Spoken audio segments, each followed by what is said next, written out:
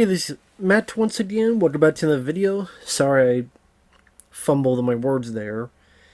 But Edward been very generous. Really appreciate that, man. And for those interested, if you're interested in requesting pretty much any type of videos, topics, reactions, commentaries, what have you, feel free to send it either directly to my PayPal or join my Patreon. Both links are down below in the info box. Now this is for South Park Season 12, Episodes 11 and 12. I can't say these episodes were really my cup of tea. And I'm not sure about this season so far of season 12. I mean, there's been a couple episodes I haven't minded, but the last couple of them, like the previous one and these two, really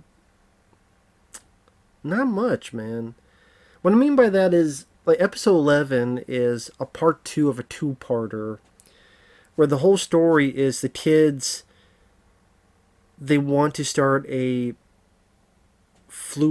pan flute band.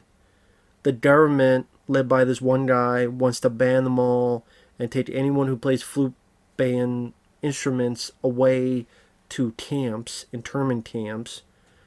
And then you find out that the reason these pan flutes did their job is to make the guinea pigs stay away, so they start attacking the country. And the head guy of the government is a creature as well. And then you get to this part 2 where Stan's dad Randy has a video camera filming everything because trying to do their take on Cloverfield. Meanwhile, the other kids are stranded in Peru, as well as Trade, which is the kid they took the $100 from, they got from his birthday. I would say Trade, he was the bit that made it a bit funny. The way he was putting down the other kids, which I can't really blame him for. And how he was just nonplussed about the whole situation. I was ready for Trade to beat the hell out of the other 4 kids. I kind of wish he did. That would have been more satisfying. So it goes from either Trade complaining to the kids, why are you doing this, why are you doing that,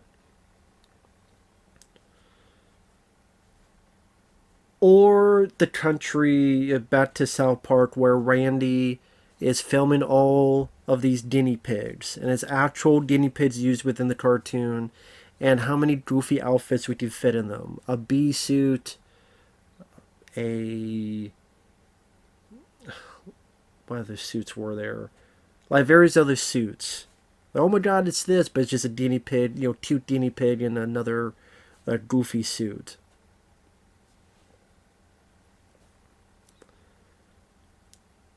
Now, there are a couple moments that did make me chuckle when Randy's doing this in a store and it cuts to a wide shot of a group of people, and you see that Randy is over here shoving the camera in this person's face and shoving the camera in this person's face. So we see like a wide shot of what a found footage would look like and what the person's doing with the camera. Like, that was kind of a fun little moment. Or there's a point where the kids are going to go into this mysterious cave, and Craig is like, why are we going in there? This is what you usually do. Well, we have to. No, we don't. Well, what do we do? Say no. And Craig just walks away. The kids are perplexed and follow him. And Craig just keeps walking. And I think Cartman says, this is just boring. Just a bunch of walking around. Yep, boring. Just the way I like it. So I would say, like, Craig is what kind of helped the episode not be a total bore fest.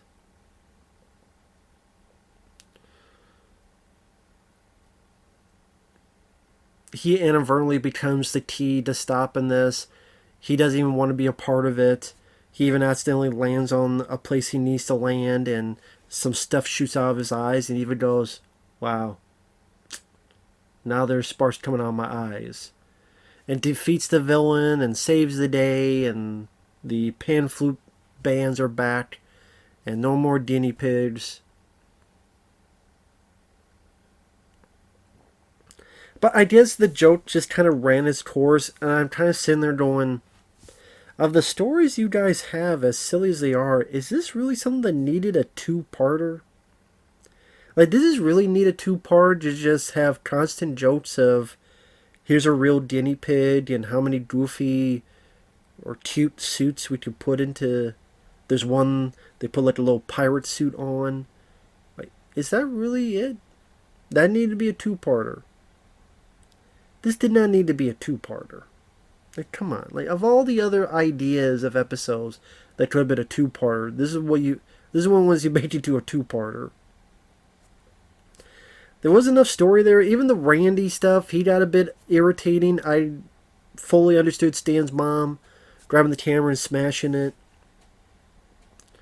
Like I said, that got old quick. If that was like one or two scenes of Randy doing it, and then you have the final shot of him doing this,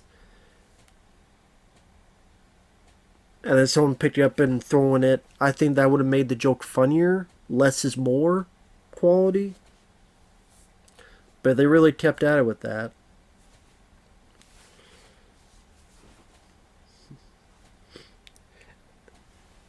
And then the kids want to invite him in another adventure, another band, and Kraid slams the door in their faces. Like, oh, that Kraid's an asshole. And then the then it has like a little, not cliffhanger, well, I guess cliffhanger, but they never follow up on it, where the bad guy escaped and the guinea pig has another weird suit, but it's like a prison stripe suit. And then the episode ends. I'm sitting there going, this is a jolt that at most could work for 5 minutes, but then the fact that you spread it out for 2 episodes, 22 minutes apiece, this is not a jolt. I mean, that and the Randy stuff, each of these jokes are 5 minutes at most. I mean, to force them in for a combined total of over 40 minutes, I think that's really pushing your luck, so it didn't seem really worth it to me. Definitely one of the weakest two-parter episodes that I've seen, other than the Kraid character. Then episode 12, it's a political episode, yay, with Obama versus McCain.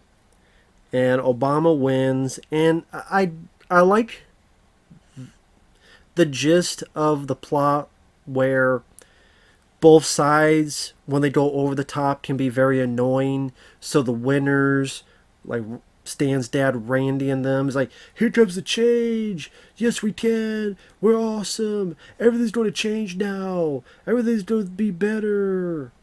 Yay. And they're singing songs and put Obama's name in it. Pretty much as, you could account this for like over the top sports fans. Like if your team wins, you riot and destroy the city, or your team loses, you riot and destroy the city. Same goes with politics. So you have the winners getting drunk and being obnoxious and breaking everything. And what, you didn't vote for Obama? And then the McCain fans, they're being over the top as well with losing. It's the end of the world. It's the end of the world. And, well, we're going to die. We're going to hide in this cave. No, you can't be here. There's not enough room. So it's both sides being very over the top with it. Again, is that enough to go through a full episode of this repeated bit? Again, kind of another thing where it kind of lasts at most 5 minutes, as in the joke kind of humorous. But then when that's really one of the only two jokes just repeated, it just kind of got old quick. And then the other bit is Obama and McCain. You find out that they only ran for presidency because they want to steal the Hope Diamond. And the fact that this whole political thing turns into a take on Ocean's 11 heist movie. It's goofy, it's silly. It's Obama and McCain being good friends, and we knew one of us would get in the office so we can find this underground tunnel to get to the Hope Diamond. Sarah Palin is pretending to be an idiot, but then behind closed doors she has like a British accent and is very knowledgeable on technology. So the Obama and his wife aren't really married. then they want to get married at the end, and it's just them doing a heist, dealing with lasers, all sorts of stuff. So I guess it's however you feel about that concept. If you find that concept hilarious, maybe you did some fun out of it. To me, it was slightly humorous, but again, it was kind of like, huh. But I didn't feel a big impression that, I'm not going to remember this episode, a month from now or anything of the sort. I guess I would say I liked it a bit more than the previous two-parter about the flute band, the pan flute band stuff. I would say, number one, there's a bit of nostalgia with some of the songs they chose. Like, people are celebrating, they have, "Who let the dogs out? Who let Obama out?" Oof, oof, oof. The other one is Ike, the little baby brother of Kyle. I did like the bit where he voted for McCain. Don't jump, you'll hurt yourself. But then it's only 5 feet away, so the baby jumps and lands. That wide shot where it's so short of a distance. That was kind of funny. And spoiler alert, you find out Ike is actually with the presidents, or the candidate and president. So he's with them, he's part of the group, and he hits it to help them get away. Hits a switch. Goes boom, baby. I will say that's a twist I didn't see coming. I did not see that twist coming, so there you go. And they do succeed in stealing the Hope Diamond. Obama decides to stay, I guess, to see if he could do something with it. The others leave. Oh, I guess it depends how far you can chuckle at the premise. To me, it was kind of humorous. Like, okay, that's what they're doing with it. But, like I said, not enough to extend for 20-some minutes of an episode. So like I said, in my opinion, it feels like they're really scratching for ideas at this point. Just scratching the wall of trying to find an idea. Like, to me, compared to other episodes, I didn't really find them that witty or that funny or that entertaining. Really, in both episodes, there's not a whole lot for our lead characters to do. Like, even, okay, episode 11, yeah, the kids are in Peru, but they're pretty much just walking around and Craig is complaining to them. That's most of what the four main kids do. Butters has like one line, "Hello there," to Randy's camera. Here, I think Butters again has one line, "Oh, poor McCain." And Cartman has one moment, "You want to buy some TVs?" Kenny, I don't even think is in episode 12. Kyle and Stan are pretty much trying to get Kyle's baby brother to a hospital, and no one will listen to them. So I guess there's a little bit of them. But it didn't feel like there's a whole lot for our main characters to do. This is an era where you have no more Chef, because the whole kerfluffle. Rest in peace to Isaac Hayes. You're not using Butters that much.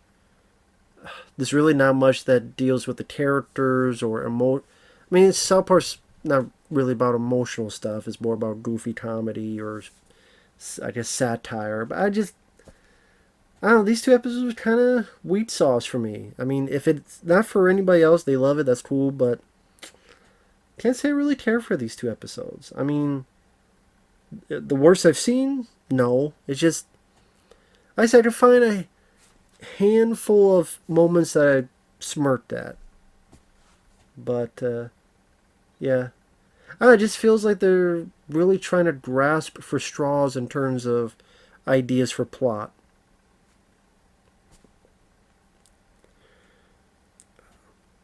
And they're trying to use more Randy, Stan's dad, and I don't like Randy, the character. I'm sorry. I find him an irritating character. I know he just utilized much more later on for some reason, but I'm sorry, Randy, Stan's dad. If it appeals to other people, cool. It's not a character that appeals to me. I would much rather see more of Cartman or Butters or even Stan and Kyle or Tenny over Stan's dad. So, I mean, hell, Ike might have been the best part of episode 12, strangely enough. And again, the whole presidents and it's Ocean's 11, it just kind of like random. And that's kind of was kind of humorous. It was just so random. But it's like, okay, sure. It's goofy, it's silly, it is what it is. I don't know what else to say. With that said, thanks for watching. Take care. We'll see you guys later.